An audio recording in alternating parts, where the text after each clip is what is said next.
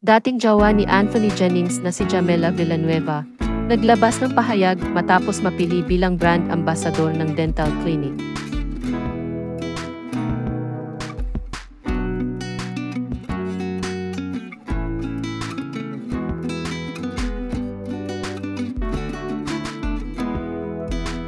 Matatanda ang inanunsyo ng dental clinic na Ampong Dental Essentials nitong Martes, January 28, 2025, na ilulunsad ang dating jowa ni Anthony Jennings na si Jamela Villanueva bilang brand ambassador nito. Makikita naman sa litratong ipinost ng naturang dental clinic ang litrato ni Jamela sa isang billboard sa EDSA, at ang tagline na "Every smile tells a perfect story." Sabi sa caption ng naturang post, "Our billboard is up. Meet our newest ambassador, Jamela Villanueva, as she joins Ampong Dental Essentials in celebrating fresh beginnings.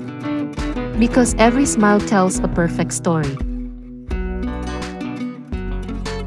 Ayon sa ulat ng Filipino Star ngayon, naniniwala umano ang naturang dental clinic na si Jamela ay perpektong brand ambassador para sa nasabing produkto dahil kinakatawan daw nito ang empowerment, courage, at authenticity. Ibinalita rin ng Filipino Star ngayon na sinabi ng President at CEO ng Ampong Dental Essentials na si Dr. Camille Ampong Casas na sa pagsisimula ni Jamela sa bagong kabanata sa buhay niya ay kinakatawan din daw nito ang katatagan na naaayon sa programa ng naturang dental clinic. Kaya naman itong Miyerkules, January 29, 2025, ay naglabas ng pahayag si Jamela sa kanyang social media account matapos mapili bilang brand ambassador ng naturang dental clinic. Sabi ni Jam sa caption ng kanyang post, "I've moved on to brighter beginnings, all with a confident smile, thanks to Ampong Dental Essentials. I've weathered the perfect storms, shaping the strength and confidence I carry into 2025. Wishing everyone a brighter smile this Chinese New Year."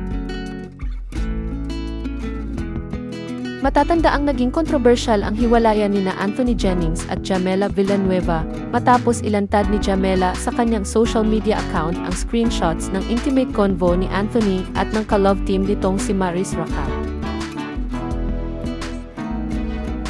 Samantala, mayroon ng 278,000 followers si Jamela Villanueva sa kanyang Instagram account.